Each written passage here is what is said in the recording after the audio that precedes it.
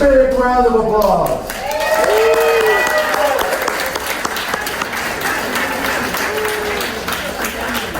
Okay, so we're going to try to go through this really fast. But first, I want everybody to calm down for a minute and let's practice a moment of silence for all the school children. We have lost to gun violence and their parents, followed by the national anthem, which will be performed by Venezuelan singer Edward Mena.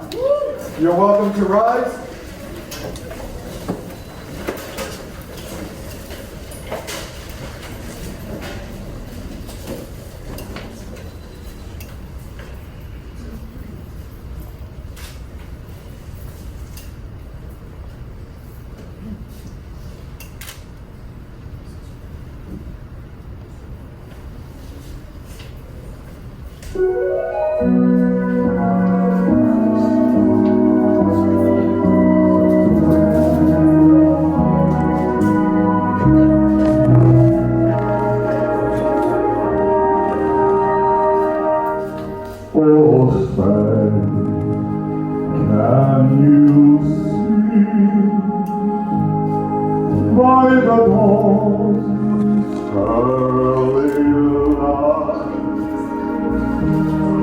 What so proudly we hailed at the twilight's last gleaming, whose broad stripes and bright stars through the perilous fight for the ramparts we watched were so gallantly streaming on the rocks reckless, the bombs bursting through the guide through the night that our flag was still there.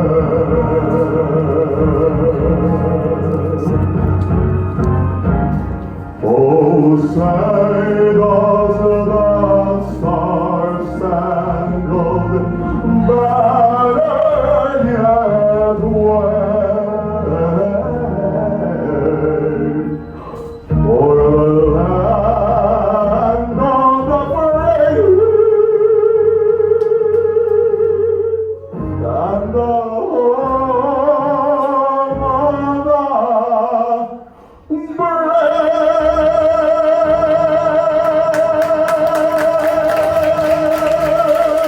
God bless America. Thank you.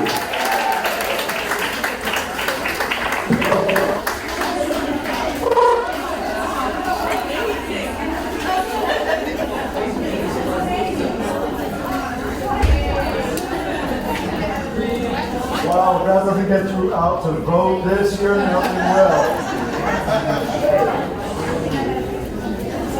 At this time, I'd like to welcome our Democratic Executive Committee Chairperson, Terry Rizzo, and our co-host, Dalia Gonzalez, from Loudoun County, to step on up and will do us the honor of introducing all the clubs and chapter presidents of Palm Beach County, and would you do that likewise for Broward County? Hello, Democrats! Are you excited tonight? Are we fired up? Yes, ma'am. All right, where are we fired up? I am super excited to hear tonight, and here are two fabulous Democratic candidates for governor. I'm going to tell you how a Democrat who is governor in Florida. Yes. I'm on behalf of the Palm Beach County Democratic Party.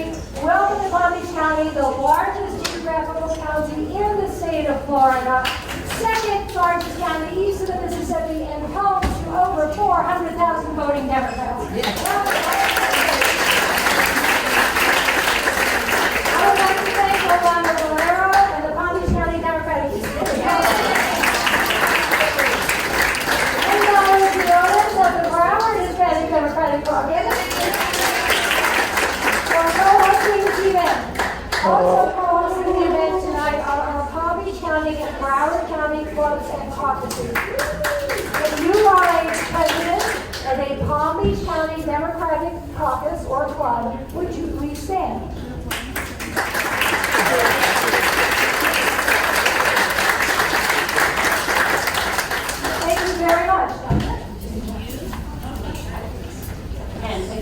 want to reiterate, I want to thank Rolando Guerrero for putting this event together.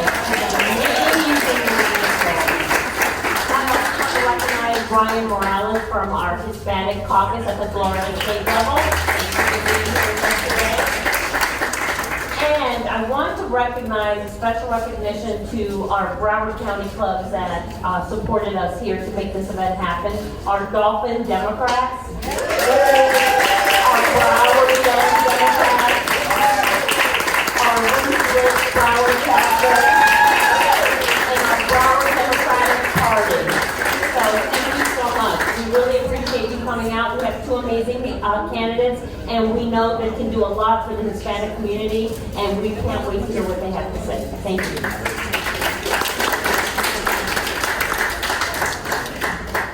Thank you very much, Sherry Rizzo and Dalia Quiñones.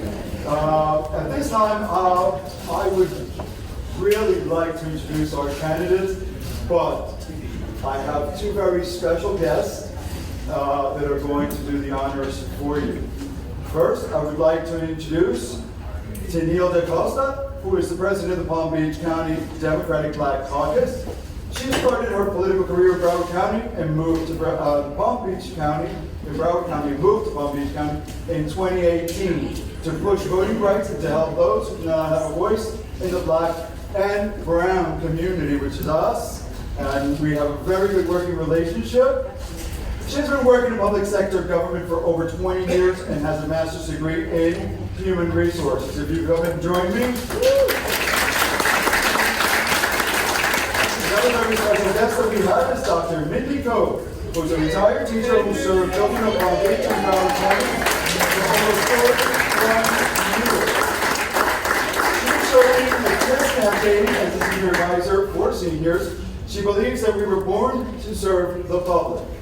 And with that, I will turn the mic over to Tennille, who will do our first introduction. Thank you, Rolando. Let's get a round of applause for Rolando. Thank you for having me, Rolando, again. Again, I'm Tennille DaCosta. I am the president of the Palm Beach County Black Caucus, the real certified one. Let's make that clear. Okay, I'll stop up here. Okay. So, I have the pleasure and honor of introducing our Florida Commissioner of Agriculture and Consumer Services, Nikki Freed.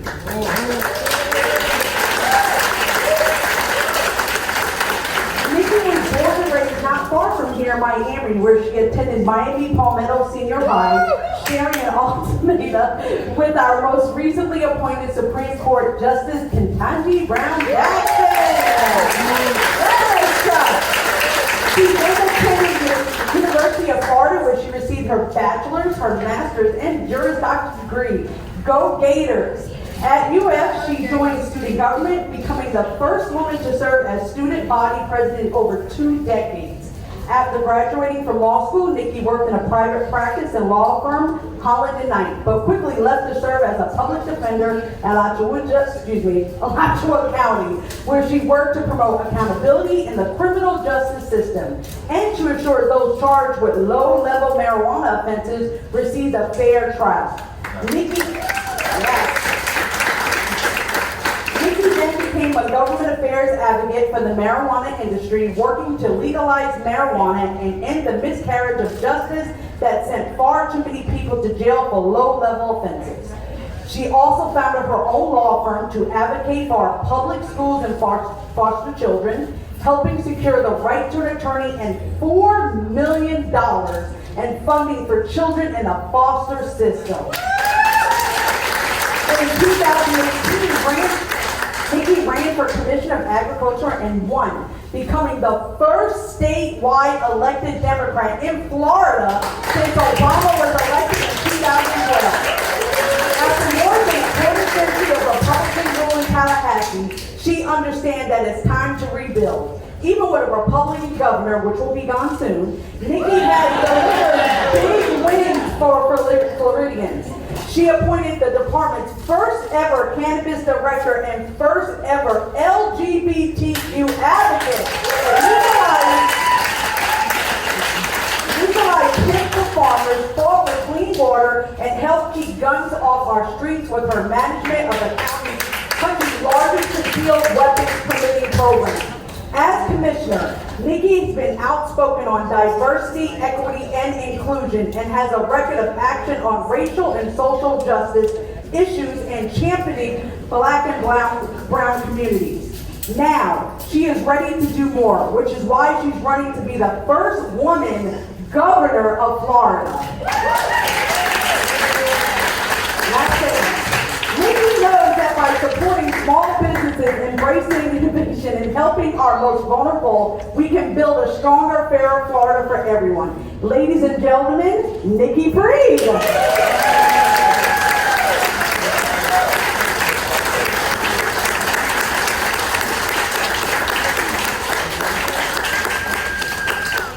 Wow.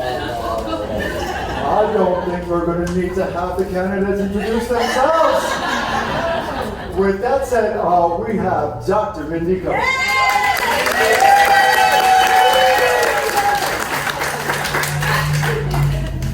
Hi, everybody. Buenas noches. We learn about public school, about public service, all of us do, at a very early age. But not many of us commit to a lifetime of public service. It takes a teacher. To say that. Congressman Christ has dedicated his entire life to public service.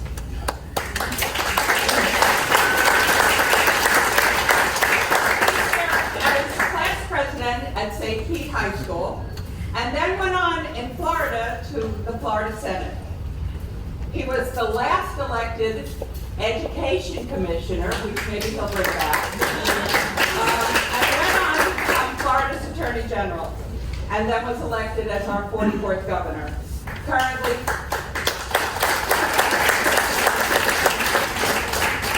he serves the wonderful district of Pinellas and the Florida 13th Congressional District. Just a little bit about Congressman Christ, in case you don't know. During the pandemic, he joined the Hispanic Outreach Program, who helped feed 200 families a week. And he served during the Deepwater Horizon spill, you all remember that. And he was actively engaged to mitigate the damages to the Gulf Coast, which he was successful in doing.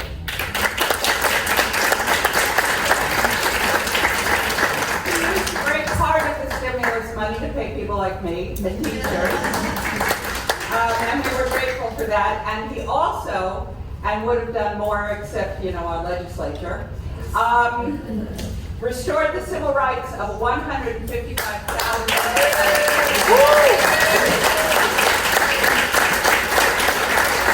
And finally, I know that you all remember that he was very instrumental in electing Barack Obama by keeping the poll buildings longer than they were supposed to be, so everyone who was in line was able to vote. Yes.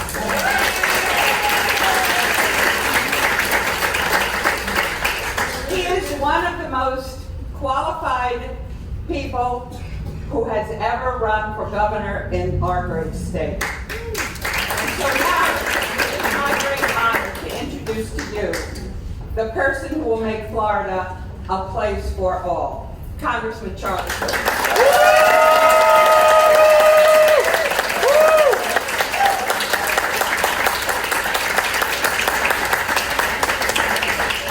Okay, without further ado, we're going to get to the question and answer portion, which is why we got here.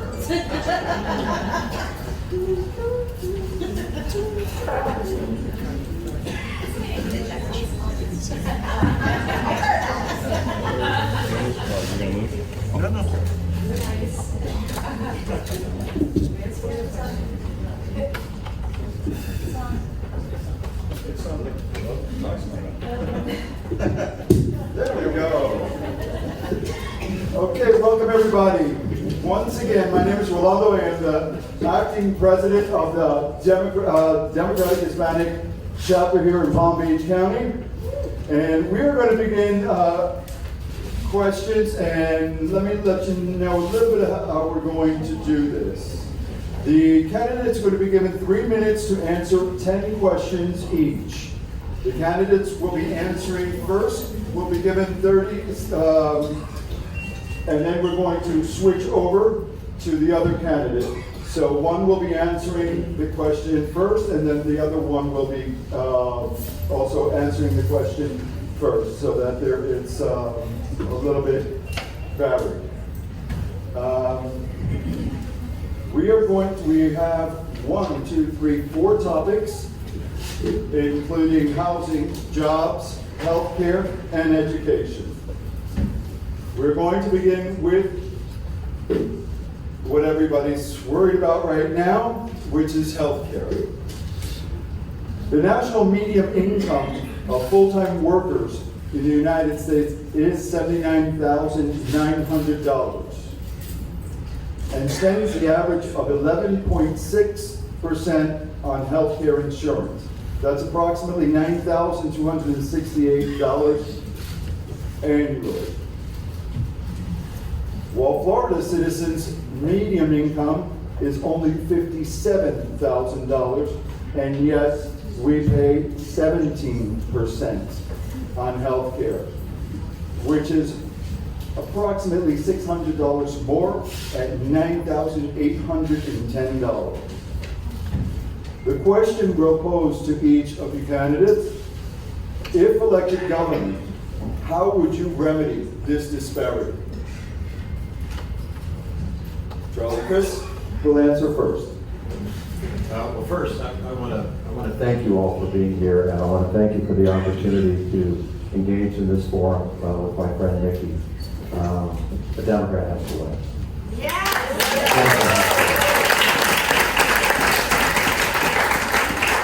I think the most important thing to eradicate that disparity that you so well define, Rolando, is to make sure that we expand Medicaid and do an ASAP.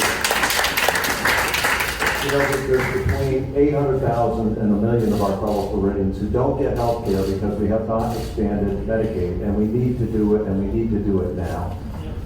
People are dying, literally. And, you know, the notion that we would have a government that doesn't have the compassion to have done this is shocking to me. Floridians are good and great people.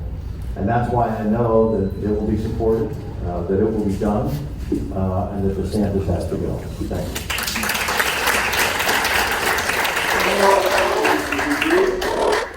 Also, thank you so much for hosting here today. And just for those who, this is the first time that anybody has been here at the box. This is such a staple to this community. And so what you do here, just round of applause.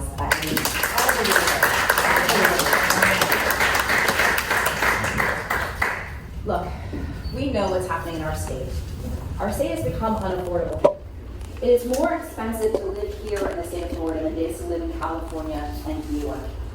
And unfortunately, when you see issues like healthcare and other types of unaffordability, we also know that there's a huge, huge difference that's hurting our minority communities. You know, our Black and brown communities, unfortunately, are seeing even larger disparities between the access to healthcare. And Charlie's right, Medicaid expansion has got to be one of the first things that gets.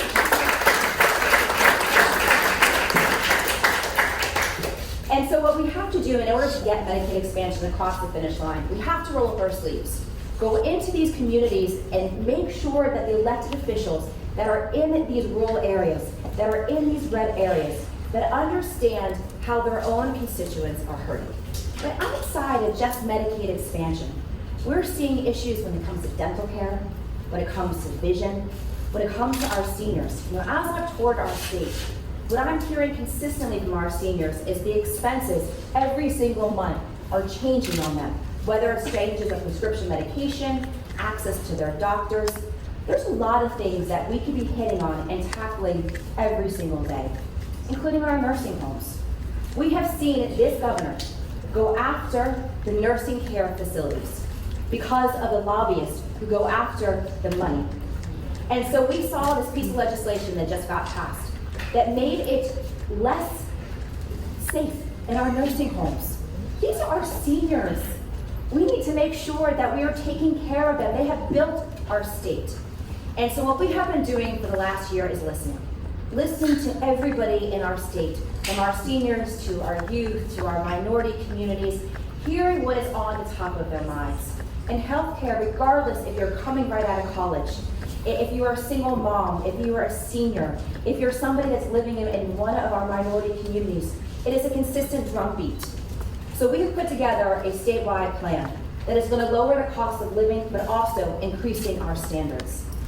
We need a governor in that mansion that is going to listen to the people, have concrete ways that they're going to have access to healthcare, go after what's happening in our hospital systems, and to make sure that we are finally putting the people of our state first. We're funding our healthcare system 49th and 50th in the nation. We're the third largest GDP in the country, and we're funding healthcare at the bottom. That is unacceptable, and that has to change, and that happens when I'm elected governor.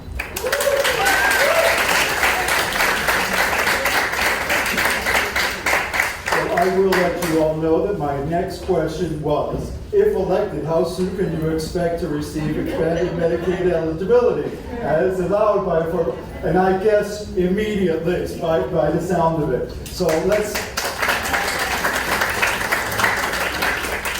So we're going to move on to question number 3. In the light of real threat to Roe v. Wade being overturned, if elected, how will you address this issue? Nikki Fried? So we all were waiting for today. We all thought that the opinion was going to come out today. But it's inevitable. It's inevitable that what they are doing at the Supreme Court is what the Republicans have been waiting for. They have been stacking the court. They've been stacking the legislative process, the congressional process to get those individuals into the Supreme Court. And so what they are doing is attacking a woman's right to choose, which is healthcare, access to healthcare. And so we've got to be doing everything possible to make sure that the women of our state have the same rights that have been afforded to me and to so many women that fought before me. Thank you. Thank you. I stand on your shoulders, and the baton is getting passed to my generation. And so we are going to have to mobilize. We're going to make sure that everybody in the state understands that it's not just abortion. It's access to affordable, because we know that women are still going to go and get abortion. So the people that are hurt the most are the ones that can't afford it. And those are the members of our Black and brown communities. And they're going to take it one step further. As an attorney who's been fighting these issues, we know that next they're coming after other reproductive rights. We're seeing that in other states. They're passing laws to restrict access to birth control. We're seeing other states like Florida, who's going to have a special session to make it even worse. So we've got to make sure that we're putting somebody in the office who is going to stand with women, who is going to stand with so many of the communities that are going to be harmed by this decision. Because first they're coming after women, next is the gay community, next is the Black community, next is anybody who is not white, straight, male.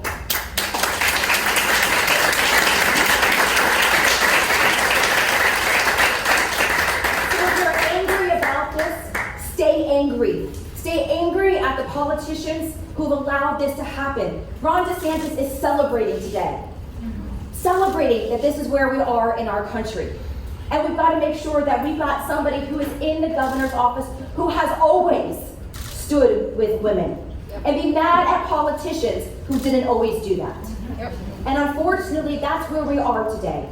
And so as governor, one of the top priorities is to make sure that we have a constitutional amendment put onto the next ballot to protect our rights.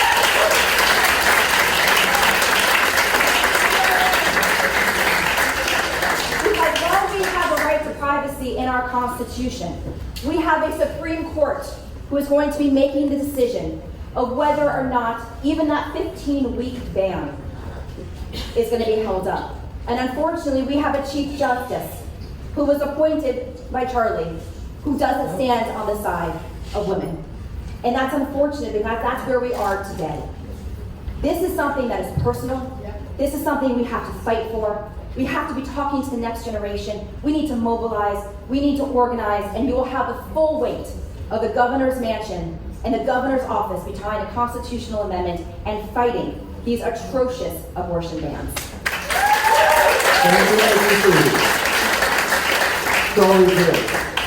I couldn't agree more with Nikki, and I tell you, I think we have such a united front on this issue in our party, and it's horrific to see what the Republicans are doing with this issue.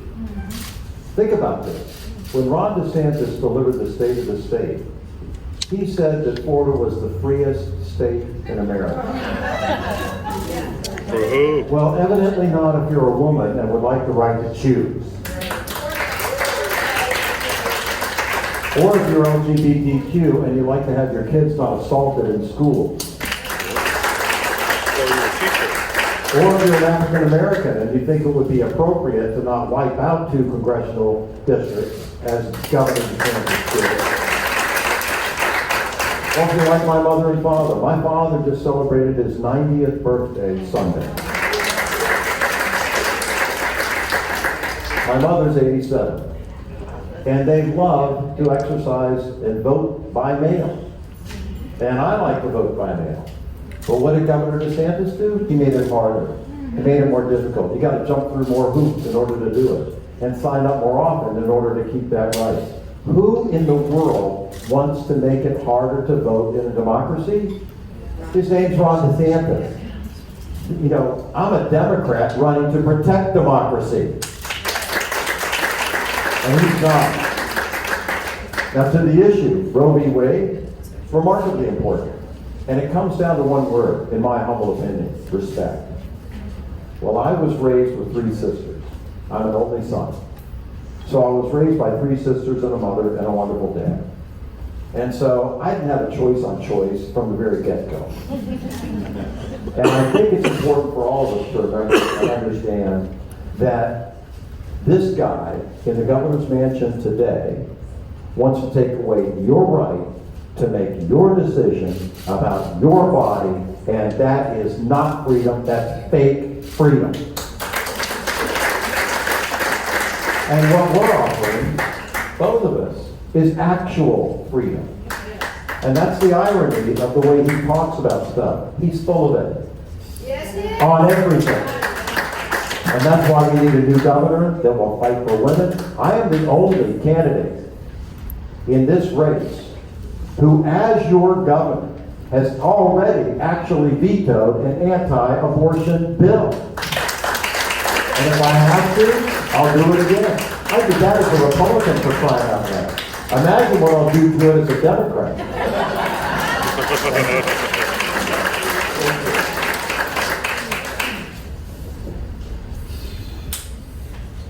You have both been elected officials and have served in their capacity towards the community and the people of the great state of Florida. As such, you are very well versed in what we're going to present, which most people might not understand. Can you explain to us what adverse effect wage rate for H-2A agricultural workers in Florida are, and why they are the second lowest in the nation? Charlie? Sure. The adverse effect wage rate is designed to actually keep growers from using agriculture visas from undercutting wages for farm workers that live here. You know, with Florida's inflation, it's now over 30% worse than the national average. I mean, Nikki mentioned it in her earlier comments. We are the most expensive state to live in America right now. And guess what the 1 month is? October. Like they think we're stupid and don't get that the political play there is so obvious, it's disgusting. This is the kind of leadership we do not deserve to have. We need to have leaders that are willing to stand with farm workers, that will fight for their living wage, make sure that they're treated fairly, and never go back. Listen, I did it as Attorney General. For all I knew. Sued insurance company after insurance company after insurance company to make sure that you had your rights protected. Also, sued utility company. FP&L. Anybody here a fan? No. I mean, I like a fan, but I'm not a fan of them. They're unbelievable. And you know, recently they bought Gulf Power up in the Panhandle. Now those people get to suffer like you do down here in South Florida. It's appalling. And some of the Republicans up there are going to vote against DeSantis because his Public Service Commission doesn't do squat. They are lapdogs and not watchdogs. Bottom line of this question is defend people. Treat them with respect. That's what I'll do as your governor. You know, we have over 2 million individuals that work inside of agriculture in the state of Florida. At least 1 million of those are undocumented and get taken advantage of every single day. I've been out to the farms, I've been out there, I've talked to them, and the conditions that they live in are unacceptable. They are working harder than probably most of us ever would imagine. Getting up before the rest of us, working all day. And during my time as commissioner, this has been a priority of mine, to make sure that we are lifting up their voices, that we are protecting our ag workers, that we're talking about comprehensive immigration reform. You know, over the last 3.5 years, I've testified in front of Congress now twice. I've been a part of immigration panels across the state of Florida, making sure that we are focusing on these living conditions, to figure out ways in which that we can lift up their voices and get better conditions. And then what we also did was during the entire 3.5 years, we recreated a council for our migrant workforce. And I have some members here that are in the audience. This was dismantled within the last 2 decades. This is an opportunity to bring different voices inside of the migrant communities, of the people that are working there. We've had conversations about the conditions. And now have created a council which brings people back together to lift up those voices and to make sure that we can put those voices into action. What are some things that we can do as far as labor is concerned and get up there? Because the wages are actually decided by labor up in Washington, D.C. And during the pandemic, we went into action. And we were consistently speaking to Washington, D.C., figuring out what is happening with these contracts. That we saw buses still being stuffed with our workers. And so we made sure that we were putting them first. When Ron DeSantis refused to put testing inside of these communities, refused to give them vaccines, we had to go around him and make sure that we set up testing sites, that we set up vaccination sites, and when in fact a person showed up to get a vaccine, they were turned away because they didn't have an ID. I personally made a phone call and I said, no, these are human beings who are living here in the state of Florida and they're going to get a vaccine. And that's exactly what happened.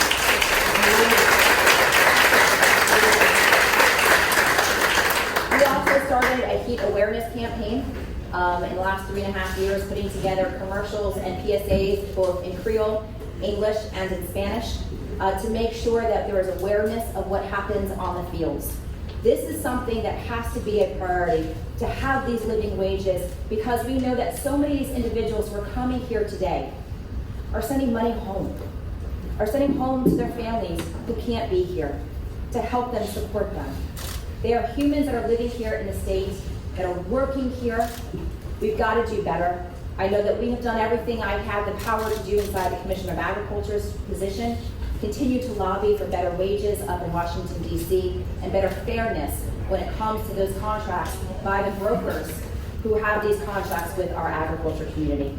This is something that should be in focus and a priority, and it's about living here and working here with dignity. Thank you. Question number 2 is going to be piggybacking on the first question. While serving in office, have you petitioned or advocated for the increase in adverse effect rate for H-2A agricultural workers in Florida? Yes, and I just said that. You know, we are in constant communication with those up in Washington, D.C. Because what I found, I figured out really early in my administration, because I was asking these really hard questions. because we all saw the photos, we all saw the individuals that are working on the farms, and as I toured the farms and talking and listening, and recognizing that so many of these H-2A workers, they aren't controlled by the actual farmers themselves. They're brokered in contracts. And so they are at, even the agriculture industry is at the mercy of these brokers. And so they have a tremendously large stronghold on these individuals and what is happening. And so we have brought these attentions, including not just to the USDA and to labor, but also to my fellow commissioners of agriculture across the country. When we meet on a pretty frequent basis and have phone calls, especially during the pandemic, making sure that we were doing everything possible to protect them. I would have bi-weekly calls with all of agriculture, making sure that we are protecting the workers because they're essential. The reason why we ate during the pandemic was because of agriculture workers. They are essential. And some of the conditions that they live in are not acceptable. And how dare Ron DeSantis, during the height of this pandemic, blame outbreaks of COVID on our migrant communities? Shame on him. After I begged and pleaded with him to get additional resources, to get additional testing and masks and other PPP down into these areas, into these communities, and then has the audacity to blame them for outbreaks. That is not leadership. That's cowardice, that's bigotry, that's racism, and you deserve a governor who is not going to tolerate those types of actions, but are going to make sure that we are doing everything we can. And so yes, I have petitioned and spoken to people all across the country in Washington, D.C. to make sure that we are starting to live with living wages to the individuals who are working inside of agriculture.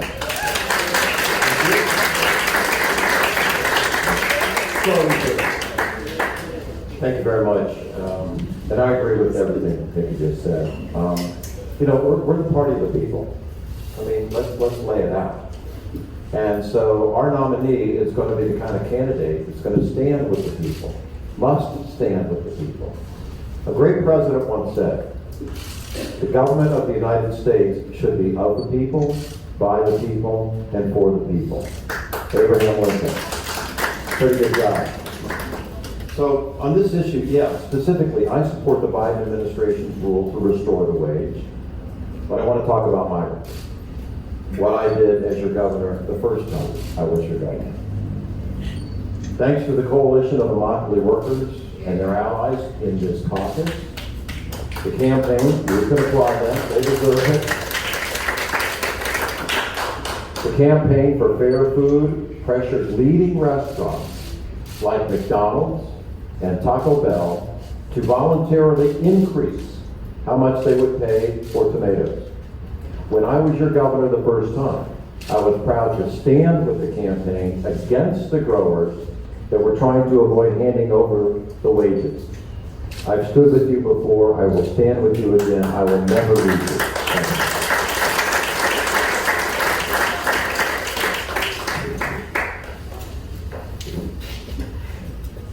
Now we're going to bring up a subject that has affected everybody and hit everybody's wallets, purses, pocketbooks, and families. We're going to talk a little bit about housing. Commercial as well as residential, because they're tied together. Because in the Hispanic and Black community, we still have a lot of mom and pop owned stores that are being affected. So commercial and residential real estate sales are booming. The percentages of the housing market comprised of investor purchases in Florida by BlackRock, Goldman Sachs, and other investors are at 19% in Broward, 28% in Miami-Dade, and reaching 15, almost 16% in Palm Beach County. Why that's important? It is because the direct and indirect results in Florida makes Florida rank among the top states with almost 1.7 million vacant seats, while our residents are facing one of the worst affordable and workforce housing crises.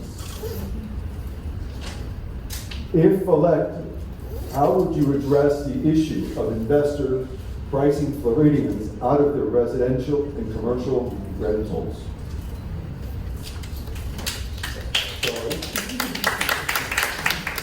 Great question. This housing crisis thing has exploded. Exploded. And it doesn't matter if you're trying to purchase a home or trying to rent a home or an apartment. It's out of control. Let me give you an example. So I had an apartment that I rented in downtown St. Petersburg. That's St. Pete's my home. It's where I grew up. Born in Pennsylvania, but moved here when I was 3. Pennsylvania was correct. Anyway, the apartment that I was renting in downtown St. Petersburg was more in cost than the apartment I was renting in Washington, D.C. That's where we're at. And both of us have already talked about it tonight, the fact that we're the most expensive. Let me repeat this. Florida is the most expensive state in America to live in today. Florida is unaffordable. Why? Because we have a governor who doesn't give a damn about you. He thinks, honest to goodness, he thinks a lot more about the White House than your house. He really does. You know, I'm convinced that this guy goes to bed every night thinking, what group can I punish tomorrow? LGBTQ? Already did it. African Americans? Already done it. Women? You just got yours. I mean, it's endless. I mean, he's anti-women, he's anti-black, he's anti-fairness, he's anti-education, he's anti-environment. You know, who's left after all that? We ought to crush this guy in November.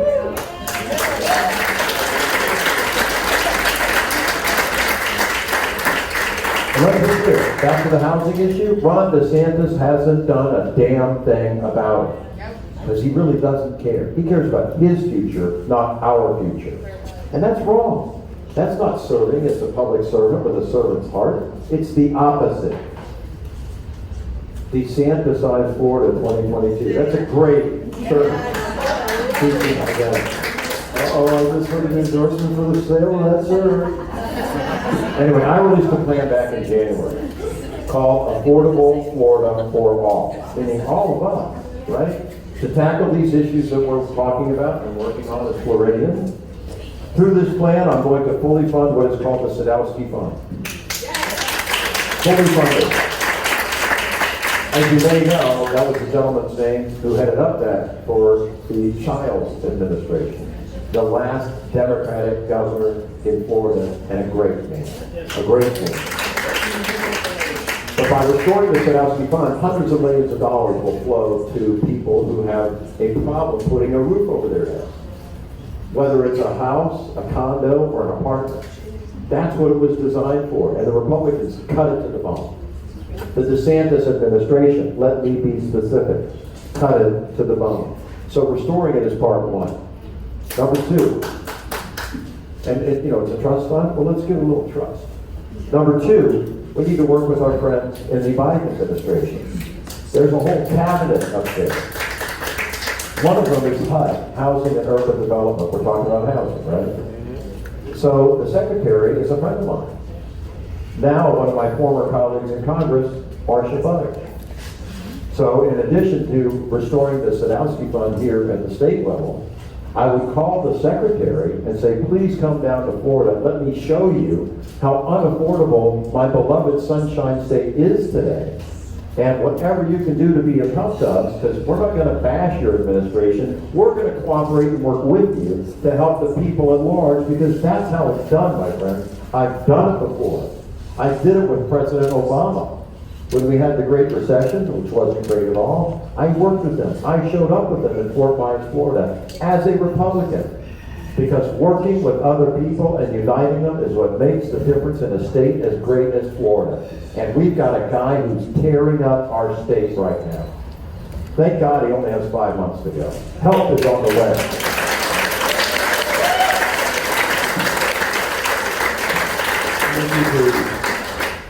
You know, as I've traveled the state, I've heard the heartbreaking stories, whether from single moms who can't afford the 60% rent increase, to a woman that I met last week in Jacksonville, who was living in one of those HUD facilities and is seeing her rent going from $700 to $1,200 for a HUD property. And she's a senior and has no ability to go back to work to make up that money. I've heard the stories from first-time graduates from college who can't go buy a home, or individuals who've been trying to save up rent to buy that home. Let me explain what's happened. And Charlie's right. We have been gutting Sadowski Fund for 25 straight years to the tune of $2.4 billion. That was Jeb, that was Charlie, that was Rick, and that was Ron. All four have gutted that. So why do we think that we have a housing problem today? Because we haven't built enough homes in the state of Florida. So part of my plan is that first of all, day one, I declare a state of emergency on housing. I've been asking Governor Sanders to do that. This gives us the opportunity to not only take money from reserves and start to actually build more homes. This also allows the Attorney General to start going after these landlords who are increasing rent, whether it's on personal property or even here on the residential side of things, and start going after them for price gouging. Because that is exactly what it is. This is pure greed. This has nothing to do with inflation. This is pure greed. Then we start working with our local governments to start allowing them the opportunity to change the rules locally, to work with the local governments, to work with the housing.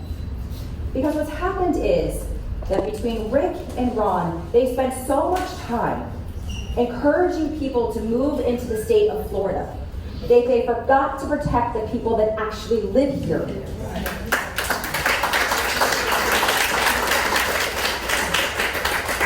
So once we build more homes, and we gotta make sure that the homes that are being built are by mass transit, because so many of these individuals, whether they are seniors or people who may not be able to afford a car or for gas or insurance on their cars, they can't afford to not live by mass transit. That gives them the opportunity to go out there and to get to work. There's a lot of things that we can be doing on the housing market. But unfortunately, when we continue to bring in all the people from New York and California with all this extra cash and bring it here to the state and not have a plan, because what they've done is come in and they've bought at the top of the market and they have now squeezed down everybody else. And so now when there hasn't been enough affordable housing being built at the bottom of that, well, where are they going? I'm hearing the stories of our farm workers, our people in our tourist industry, having to leave the state because they can't afford to live here, including our teachers, which I know we'll get to later. That's what's happening in the state of Florida. And never have I heard out of a Republican's mouth the word affordable housing. They don't understand. They're not listening. Because let me tell you, as I speak to Democrats that are in elected office and are running, that are talking to the people, this is the #1 issue. And if the Republicans can't talk to their own constituents and hear that and try to come up with a plan, then shame on us for keeping them in office and not mobilizing better. Because the people are with us. Take the 1%ers out of the conversation. They're doing just fine. It's everybody else in the state of Florida who are suffering. And if you can't put a roof over your head, the most basic essentials, that American dream of home ownership is slipping through the hands of so many people that are living here in our state. So we have a plan of action. I released my lower cost, higher standards plan, and the first 2 weeks of our tour of that plan was talking about affordability of housing. That is how important this issue is for the people here in the state of Florida. Thank you. As a Latino that deals with a lot of minority people, we don't want to move into affordable housing, government housing. and the conversation of rent control keeps coming up. What is your position on rent control? Nikki Freed. I mean, I just kind of discussed this, but here's the deal. What Tallahassee has done, not just on housing, but on so many other really important issues, they've taken control and power away from local governments. And they put it into Tallahassee. And then when there's a problem, they say, oh well. Now I've spoken to a lot of elected locals. This is one area where they are so frustrated. They are so frustrated because they are deemed powerless to be able to help things at the local level. And so when we are starting to work with our local governments, start changing some of this home rule and put it back into the hands of local government, then they can start to figure out what is best for their own communities. Whether it is going after these predatory landlords because they are predatory, or you are going after figuring out ways to utilize resources, both financially and creatively, to get to the heart of the situation. There are a lot of things that can be done at the local level that once we empower our local electeds, we can get there. And that is one of them, is housing and rent issues. And so empowering our local governments is essential to helping us through with this program. Thank you. Thank you, Jennifer.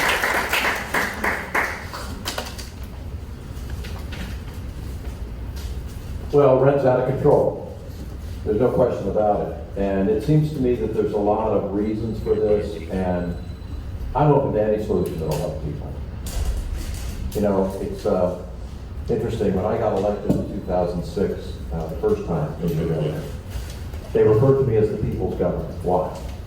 Because as Attorney General, I had fought for the people, not for the powerful, not for the utility companies, not for the telephone companies, you know, and just fought for real people. And the struggle we all go through if you're middle class. I mean, you know, today in Florida, if you're a millionaire or a billionaire, you're probably doing okay, Nancy, you know? But if you're not, and most of us aren't, then the reality is you're getting squeezed with your rent, with your mortgage, with a down payment, with anything and everything. As we mentioned earlier, the price of gas at the pump, it's insane. Nikki mentioned something that I think was spot on. What they're doing is price gouging, especially in the gasoline situation. They're making record profits, these oil companies, and they're charging the most at the pump today when we're suffering. That's the definition of insanity. And I think the U.S. Department of Justice needs to go after these clowns for what they're doing to us. But you know, to the control question specifically, you know, I've seen situations where you suspend certain expenses and the authority of the government, your government, takes the opportunity to protect and fight for you. You know, I've seen it happen previously with a state gas tax, where you suspend it out of humanity for people that are suffering at the time. Why not make a suspension of rents going up, you know, to make sure that people aren't treated unfairly at a time when most people are struggling, especially, let me add again, the most expensive state in America to live in, because Ron doesn't care.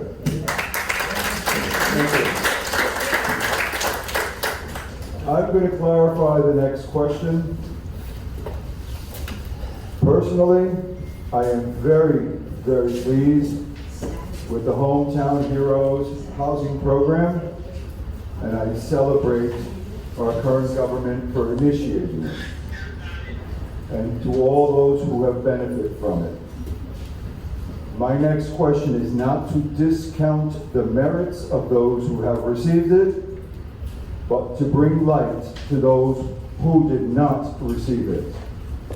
Is Hometown Heroes housing program fair to the many frontline workers in food, grocery, sanitation industries of Florida, who happen, coincidentally, to primarily be black and brown people?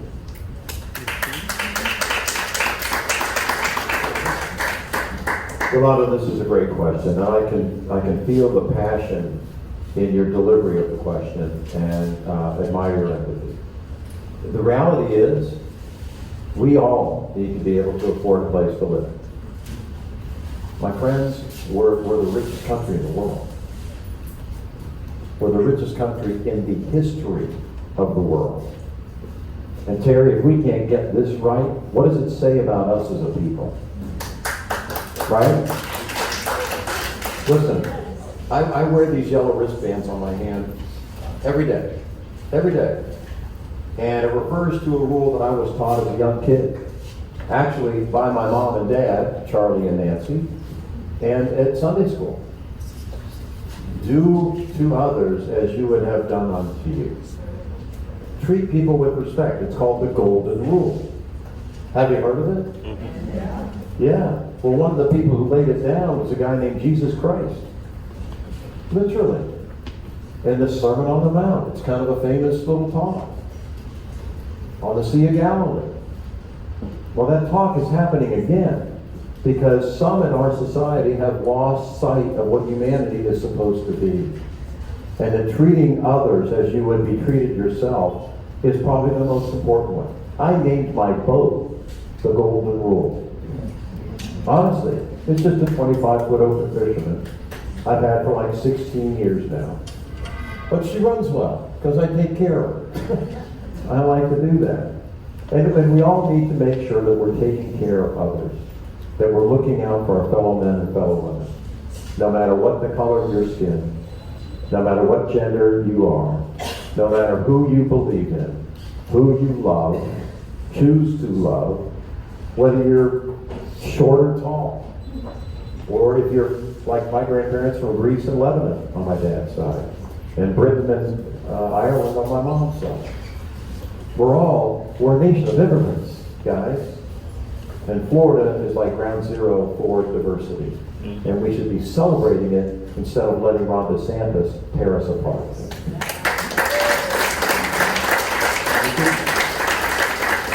Your question's got a big time curious for them, right? Okay. Look, we know why he did this program. It was purely political. That he took $100 million from the Sadowski Fund, the Affordable Trust Fund, and created this HEROES program to get clicks, to get press conferences, to be handing out checks, and a program for our first responders. That's why Ron DeSantis did that. And unfortunately, it still took $100 million away from the Sadowski Trust Fund to not be able to build more affordable homes to help the bottom of the market. And you're absolutely correct. Because our first priority needs to be the people that are all essential workers. That is the people that are at the grocery stores, who were there every single day during the pandemic. That's our farm workers. They're the people that are working in our tourist industry, our teachers. And so when Ron played politics with housing, he left a whole lot of people out. And so while this program is going to help, I think we calculated 7,000 people, give or take, 7,000. Let me tell you, the amount of people that are still suffering and can't get a home. And so he wants to sit on his laurels that he took care of our first responders, which of course, my God, they deserve so much praise and recognition because every single day they go out and they put their lives on the line. But what about also the other people who put their lives on the line every single day, especially during the pandemic? So we need to be increasing, again, the amount of money in the Sadowski Fund. And a vow that I have said is that when I am governor, if the legislature sends me any budget that touches 1 cent from Affordable Housing Trust Fund, the entire budget gets vetoed. That's how important this issue is.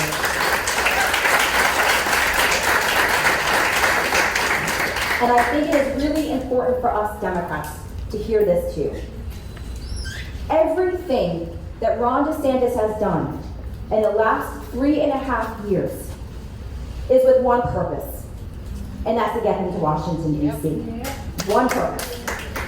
So every program, whether it is giving out teacher pay increases, whether it is giving out first responder extra checks, whether it is this HEROES Act, we know he doesn't care about any of those individuals. He cares about what that looks like in the papers, what it looks like in those communities. We've got to make sure the people of our state understand where his motivations are, why he's doing this, and how many people he has left out when he tries to play politics with our money. That is our money that is up there in Tallahassee, and added Joe Biden's money coming down. And he's playing politics with people's lives. And we should not be standing by and letting that happen. We need to be focusing on the issues that are happening on the ground, making sure that he's no longer fighting these culture wars, because let me tell you, that is hurting the people of our state. When he's talking culture wars and not talking about the economy, not talking about affordability, that's what the people want to hear from us as Democrats. They want to hear how we are going to make their lives better, how we are going to do things differently. Because we all know how bad Ron DeSantis is. We all know that. We watch the newspapers. We watch how many times he's on TV every single day, including his asinine comment today that he made when he was talking about Elon Musk.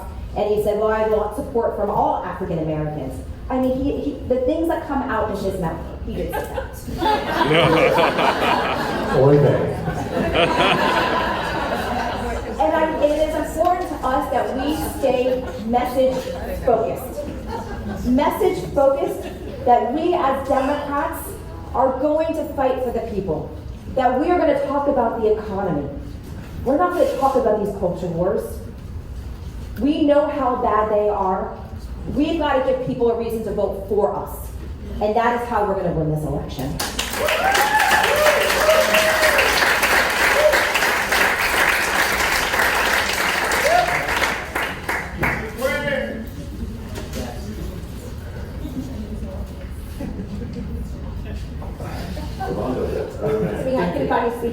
Yes, I'm still trying to process all that. First time. Second time, actually, in 1 week. Okay, a lot has been said and done. There's been split decisions between some parents and other parents. And it's been successful in dividing the state of Florida. Two of those things is the woke bill and the don't say gay bill. But specifically, I want to ask you your thoughts regarding the effects of the parental rights in education bill. And we'll start with Nick. Let me continue where I just left off. He spent all of this time dividing us. I have never seen a school board meeting like we have seen in the last year and a half, where you're seeing adults fight, where you're yelling at each other and school board members. What is that telling our children of how to act? Whatever happened to civil discourse? He has forgotten that. And when it comes to parental choice, it is only parental choice if you agree with his parenting. That's where we're at right now. And the fact of the matter is, we want to talk about parental choice. Every single day, he is doing more and more to take away a parent's rights for their children. Just in the last 2 weeks, he's calling on the fact that we are not going to any longer allow Medicaid to cover healthcare costs for hormone replacement. We're not even talking about the trans community. We're just talking about girls and boys who sometimes need access. But that no longer is going to be an option for those parents to help their children. And just this past week, we're talking about drag shows. That's what's important right now. We're talking about drag shows. and taking away a parental choice to take their kids to a drag show? This is insane, what is happening here. So instead of dividing our state, instead of creating these culture wars, how about pay our teachers more?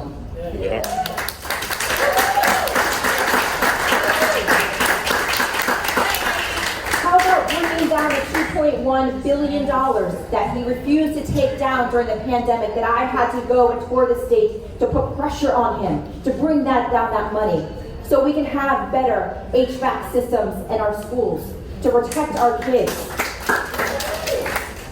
How about we actually teach? Teach. Because let me tell you, when they're trying to whitewash our history, we all know the theory that if we don't teach, history is going to tend to repeat itself. They intend to repeat it. That's what they're trying to do. As somebody who, again, as a practicing attorney, I know what the Constitution is, and I know what the original founders meant it to be. And the current Republican regime, I don't want to call them Republicans anymore, they're the radical right, the extremists. They literally want to take our country back to the original founders of the Constitution, where a vast majority looking around this room would not have the right to vote, would not have the right to own property, would not have the same freedoms afforded to them. And so what they are doing is systemically going after our institutions to go back to those days. That's what I think about these pieces of legislation that the Republicans, the radical right, extremists, have put forth here in the state of Florida, and they're not going to stop unless we stop them.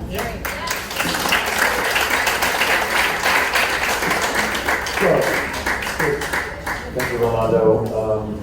Listen, this Don't Say Gay bill, it's hateful. It's hateful. Plain and simple. You know, and it's important to recognize what we're up against in this thing. Ron DeSantis has failed as governor, but he's a very skilled culture warrior. And as Nikki and I have agreed, he's doing it to try to become president of the United States on the backs of our fellow Floridians. And that ain't right. In fact, it's dead wrong, Ron. Oh, that's right. He's wrong, Ron. Because he's wrong on everything. We've talked about it tonight extensively. We talked about it as it relates to the middle class having somebody who cares about them and will fight for them, fight for you. We've talked about it in terms of not being racially insensitive and zeroing out 2 congressional districts represented by African Americans, Val Deming, who will be our next United States Senator, by the way.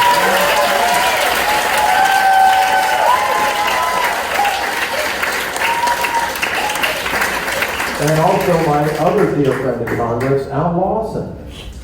You know, it's just not right. And he keeps doing this kind of stuff, as I said repeatedly. Nikki and I agree on the fact that he's doing it to try to be president and capture that hard right, red meat, not even general election Republican vote, primary vote. And it looks like he and Trump are going to run against each other. Good. You know something weird?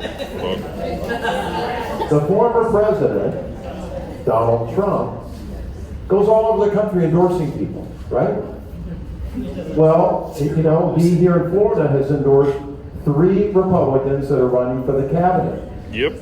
Guess which one he hasn't endorsed yet? Ron DeSantis. It's kind of odd. It's where the former president lives. This is his state. We'll see what happens. But my God, you know, what's going on with this legislation, these things he's using just to run for president, what he's doing, he's forgetting you. He's forgetting us. He's forgetting Florida. Florida's purple. And he's acting like it's bright red. He's dead wrong again. I mean, about a third of our state are registered Republican, about a third are registered no party affiliation, and about a third are registered Democratic. So. If you don't believe me, just look at the last gubernatorial race, the closest gubernatorial race in the history of Florida. When Alex Sink ran, She lost by a little over 1% against Scott. And then I ran, and I lost by less than a percentage point against Scott. And then Andrew ran, and unfortunately, lost, but it was only by 0.41%. The trend is in the right direction, my Democratic friends. It is. And we got this thing right in about 5 months. That show is over. Well, a few other months, we've got to get inaugurated. But anyway, you get the point. God bless you. We got to stop this hateful rhetoric. We got to stop attacking people. I just noticed there's a poster over there. I think it's an angry Mickey Mouse. Right? And here's the deal. Who in Florida attacks Disney? I got the answer. Ron DeSantis. Wrong. It's unbelievable. Time for all us to move on. And by the way, that is Rabbit Spatula by Steve Stratton. And it is available for sale in the gallery. It's supposed to be the happiest place on earth, and he's done that to it. I'm going to hire him as my hype man if he doesn't make it to governor. I'm trying to help you out, brother. Okay, I wanted to leave everybody here on a high note. So we are going to name 2 problems, and we are going to close the question with solutions. How does that sound? Everybody want a solution? Okay. So the question is, do we have a teacher shortage or a teacher retention problem? And if elected, how would you correct either or both of those? And this is you. Okay. Thank you. You're asking some great questions. So, listen, I was raised in St. Petersburg, Florida. I went to public school. Bay Vista Elementary, Bay Point Junior High, they called it junior highs back then, it's been a while. Riviera Junior High, because we moved to the other side of town, and then St. Petersburg High School. I had 3 sisters, I only have 2 now. I lost my older sister to brain cancer. But 2 of my sisters were public school teachers. She was one of them, Margaret, Elizabeth, Kathy. Elizabeth's a doctor, Kathy's the other one who was an educator. And my dad, while a family doctor in St. Pete, also ran for the school board. Education, there's a theme here. It's in my DNA. I ended up being your last elected commissioner of education. So what's going on? We have both a retention problem when it comes to teachers, and we have a shortage because of Ron DeSantis. Now I know he gives out like bonuses, the $1,000 deal. I call it a tip. When I was in law school, I worked at a restaurant. I served people. I parked cars. It was in a country club. And I enjoyed and was thankful to get a tip. Who's not, right? But I will tell you this. If you really respect a profession, and teaching is a profession, then you don't merely give them a tip, you give them a damn raise and show the respect that they deserve. That's where we are. So why do we have? So I give them a raise, not a tip, a raise. I mean, look at the impact they have on our children each and every day. I remember every single teacher I had. They're that important to you, right? Make that much of a difference. And Ron can only give them a tip and not a raise? What the hell is wrong with him? The guy with the Harvard and Yale, he doesn't get squat. You have to go to UF or FSU to figure this thing out. There you go. Nikki Freed. Of course it's both. My mom, she was a teacher, and she taught for 25 years. She taught preschool. And what she taught me at a very young age is that who you are at 4 is who you are at 44. And so we have to make sure that our teachers are staying in the classroom because they do have huge amounts of impact on a child's life. And if we don't keep our kids in the school system, they don't have a future necessarily, and they potentially end up in the criminal justice system. And so I also have a minor in education at the University of Florida. I minored in education at FSU.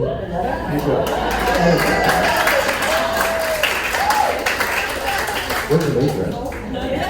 political science. When I went, they called it government. Same. That's funny. And so education is the bedrock of our society. And if we aren't teaching our children, what path do we have for them? And back in 2006, our per pupil funding was at $6,400. It is now at $6,900. With inflation alone, it should be over $10,000. Yep.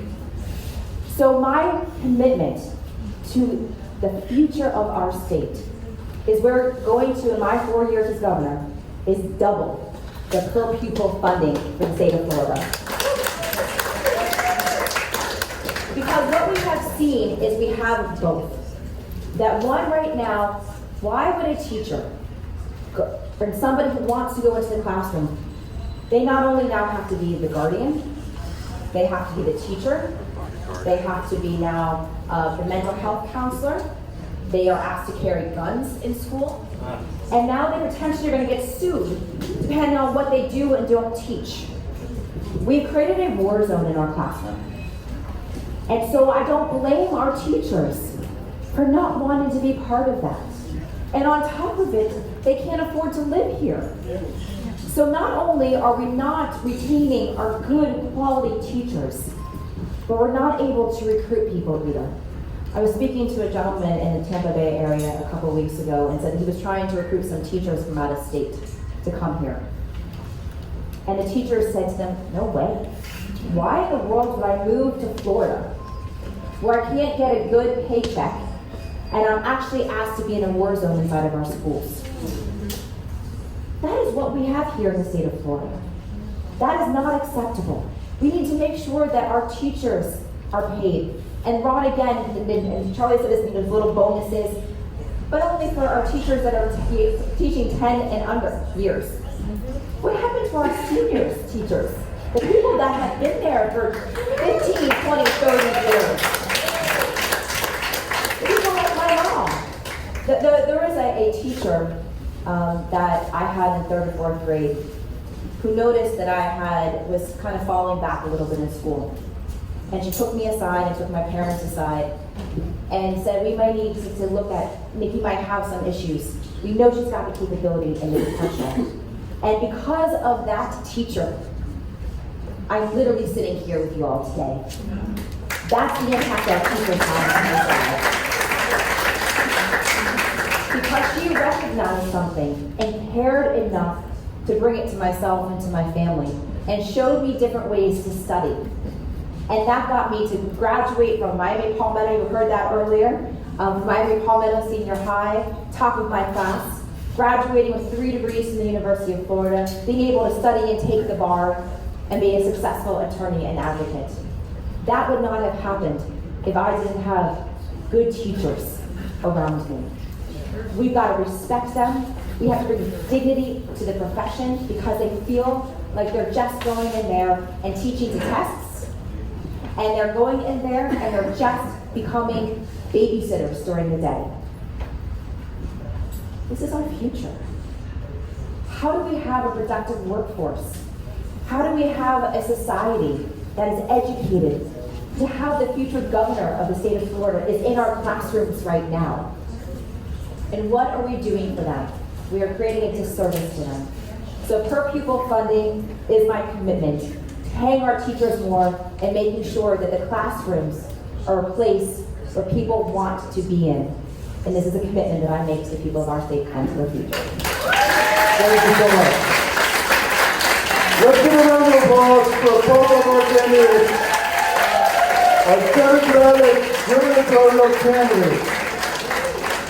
We're going to offer them a few seconds for a closing argument, for closing statements. And we have run out over our time. We were supposed to end this at 8 o'clock. So, but we cannot leave without coming here to hear what they have to say to us. So, Charlie, would you do us the honor of giving us your closing comments and statements? Well, yeah. Thank you, Ronaldo, for your great moderating this evening and putting this all together. Yeah, I think it's really good.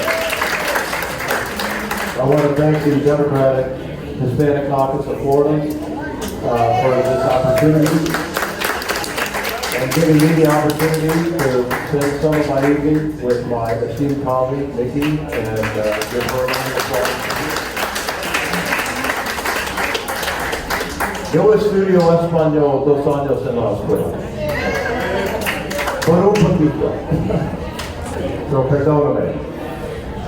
But it's so important that we celebrate our diversity as Floridians. As I mentioned earlier, I'm the grandson of immigrants on my father's side from both Lebanon and the island of Cyprus.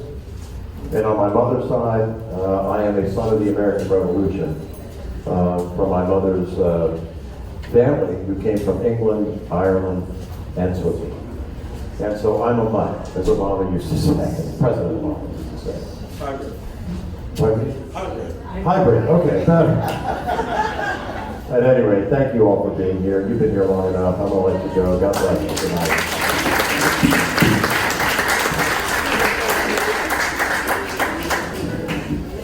And thank you again for all of you being here.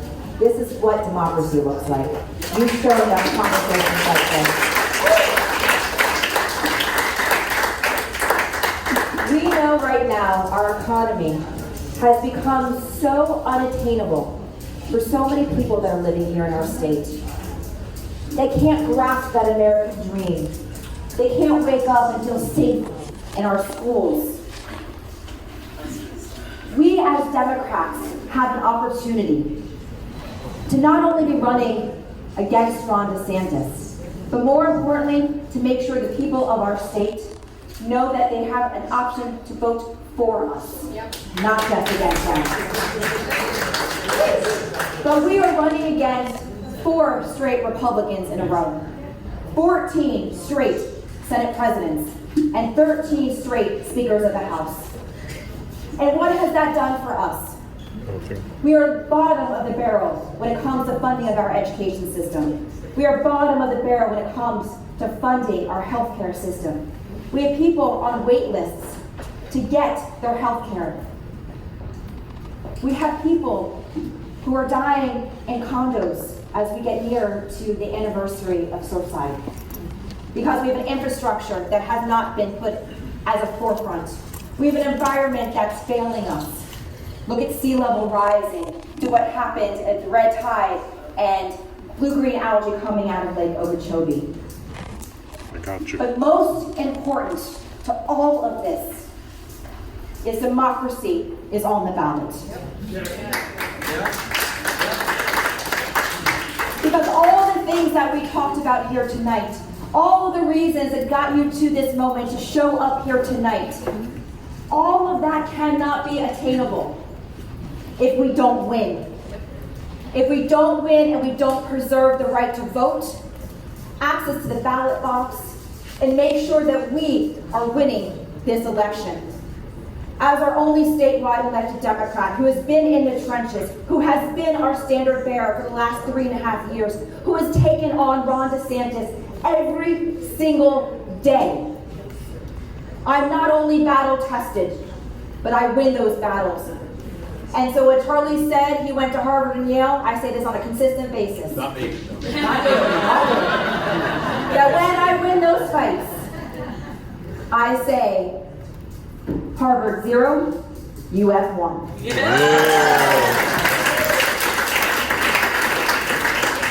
And so we as Democrats have a choice in this primary to make sure that we are nominating somebody who is ready to be in those trenches, who is willing to take those fights, who is going to stand up for everything that we believe in, who has been a Democrat since I was 17 years old, and have been fighting for the things that we believe in. From down in Miami, volunteering at Camilla's house, to civil rights parades, to Habitat for Humanity, to my time as a public defender, fighting for individuals, to my time fighting for homeowners during the foreclosure crisis, and to my time for 3.5 years fighting for us and for the people of our state.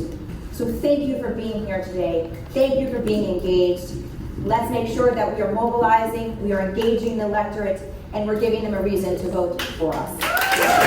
Thank you. Charlie Kirk. Mindy Green. One more round of applause for our Democratic gubernatorial candidate.